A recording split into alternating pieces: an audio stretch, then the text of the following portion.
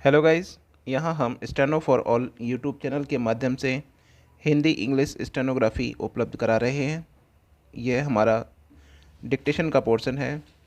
140 शब्द प्रति मिनट की गति पर जो पार्लियामेंट्री रिपोर्टर की तैयारी कर रहे हैं वो सभी तैयार रहें। रेडी। 140 शब्द प्रति मिनट की गति के लिए सभी तैयार रहें। रेडी।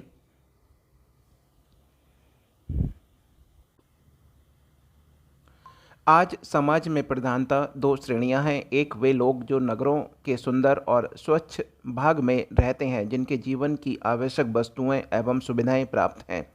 दूसरे वे लोग जो नगरों के गंदे भागों और छोटे मकानों में चीथड़ों में लिपटे दिन बिताते हैं, जिनके चेहरों पर थकान के चिन्ह रहते हैं। पहली अवस्था के लोग सब प्रकार के उत्पादक साधनों के मालिक हैं। दूसरी अवस्था के लोगों के पास अपने शरीर से मेहनत करने की शक्ति के अलावा जीवन निर्वाह का और कोई उपाय नहीं है। पहली अवस्था के लोगों को पैदावार या उत्पादन के साधनों का मालिक, जमींदार या पूंजीपति कहा जाता है। दूसरी अवस्था के लोगों को साधनहीन किसान या मजदूर। संसार के सभी पूंजीवादी देशों में ये दोनों श्रेणियां मौजूद हैं। पूंजीपति या भूमि के मालिक समाज की व्यवस्था चलाते हैं, उसका प्रबंध करते हैं। मजदूर किसान लोग प्रबंध और व्यवस्था के अनुसार काम में लाए जाते हैं। यह बात विचित्र जान पड़ती है कि मेहनत एक श्रेणी करे और लाभ दूसरी श्रेणी उठाए। यह रहस्य समझने के लिए हमें देखना चाहिए कि समाज के उपयोग के पदार्थ की पैदावार और बंटवारा कैसे होता है। यह भी सभी लोग जानते हैं कि अनाज, मकान, कपड़ा आदि उपयोगी वस्तुएं तैयार करने के लिए मनुष्य को अपने शरीर से परिश्रम करना पड़ता है। पैदावार का काम व्यक्ति अकेला नहीं कर सकता। यह बात न केवल मिलों से तैयार होने वाले सामान की बाबत है, बल्कि हल बैल से की जाने वाली खेती किसानी के संबंध में भी यही बात है। किसी मनुष्य या श्रेणी का समाज में क्या स्थान है, उसका दूसरे मनुष्य या श्रेणियों से क्या नाता है, यह इस बात से निश्चय होता है कि पैदावार के साधनों में उस मनुष्य या श्रेणी का क्या संबंध है। पैदावार के सिलसिले में जितने मनुष्य एक सी अवस्था में काम करते हैं, वे प्रायः एक ही से ढंग में रहते भी हैं और उनकी एक बिरादरी श्रेणी बन जाती है। पैदावार से इस श्रेणी का जिस प्रकार का संबंध है, समाज में वैसी ही अवस्था उसकी स्थिति रहती है। यदि वह श्रेणी पैदावार के साधनों की मालिक है, तो इन साधनों के साथ काम में लाई जाने वाली श्रेणी पर भी उसका शासन होगा।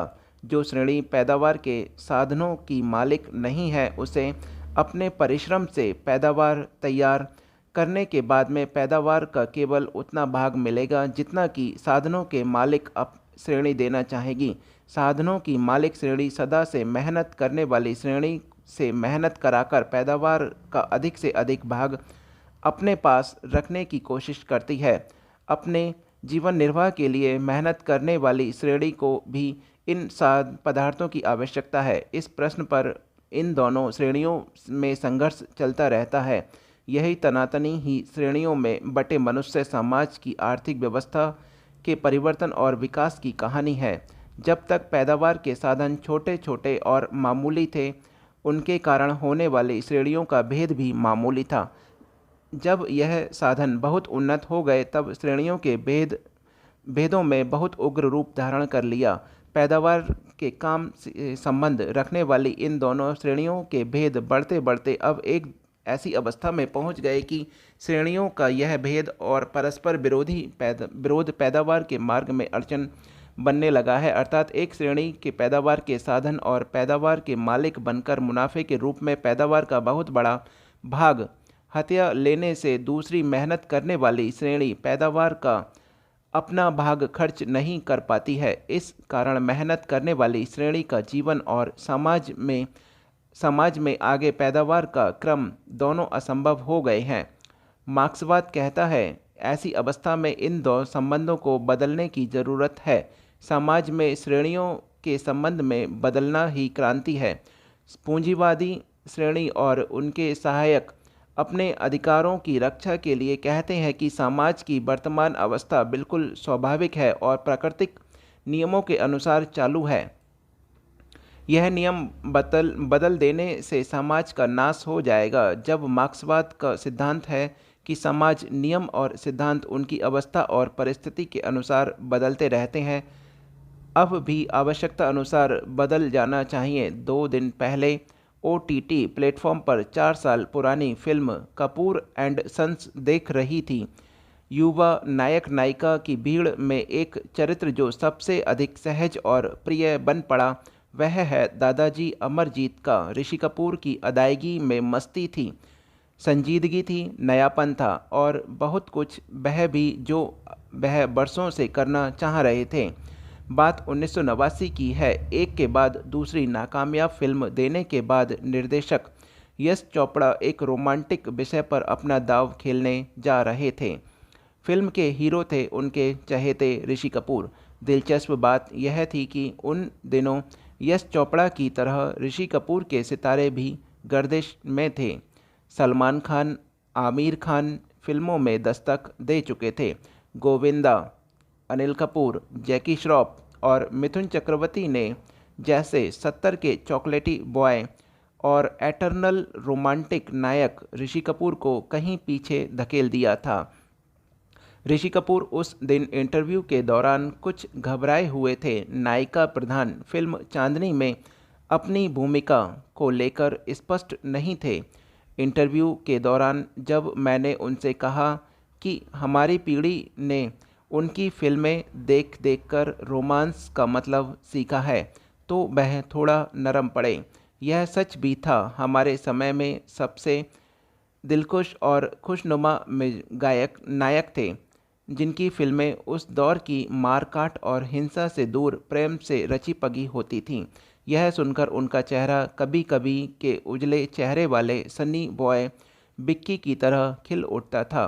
फिर वह कुछ सोचकर बोले, अब मैं रोमांटिक हीरो के इस घेरे से बाहर निकलना चाहता हूँ।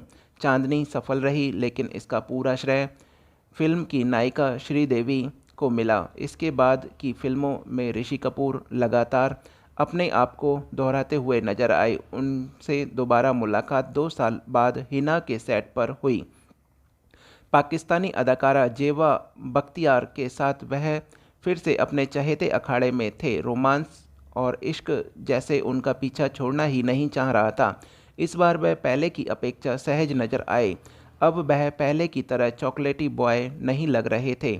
वीडियो पायरेसी, नए सितारों और फिल्मों के बदलते क्लेवर के बाद में बातें करते हुए उन्होंने कहा कि इस दौर में इंडस्ट्री में कोई 8-10 साल टिक जाए तो बड़ी बात है। मैंने तो अपना कोटा पूरा कर लिया है। हिना का निर्देशन उनके भाई रणधीर कपूर कर रहे थे। ऋषि कपूर ने कहा कि मेरा बस चलता तो मैं अभिनेता की जगह निर्देशक बनता, लेकिन मुझ पर दबाव था। मेरा नाम जोकर की असफलता के बाद मैंने पापा को मानसिक रूप से टूटते हुए देखा, आर्थिक रूप से बिखरते देखा था। फिल्म मेकिंग बहुत मुश्किल खेल है, एक्टिंग बनिस्बत आसान है। ऋषि कपूर ने तब यह भी मान लिया था कि अगर वह कपूर खानदान के चश्मो चिराग ना होते तो शायद उन्हें इतने अधिक मौके, इतना लंबा करियर भी नहीं मिल पाता। उन्हें शिकायत थी बस इस बात की कि वह दूसरे अभिनेताओं की तरह अपनी भूमिका के साथ प्रयोग नहीं कर पा रहे थे।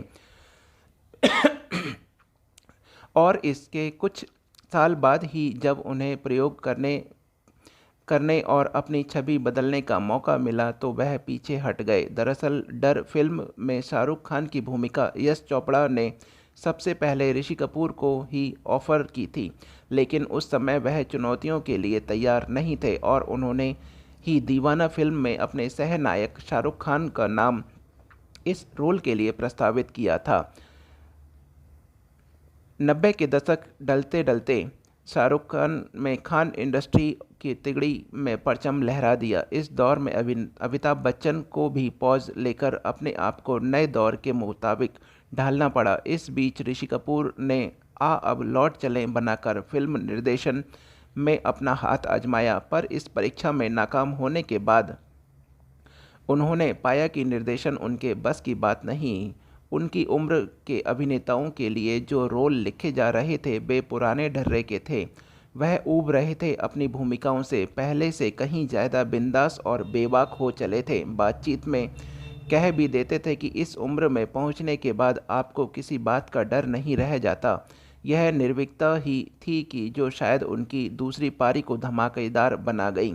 80 के दशक में बनी अग्निपथ के रीमेक 2012 में उनके लिए एक शानदार ऑफर था।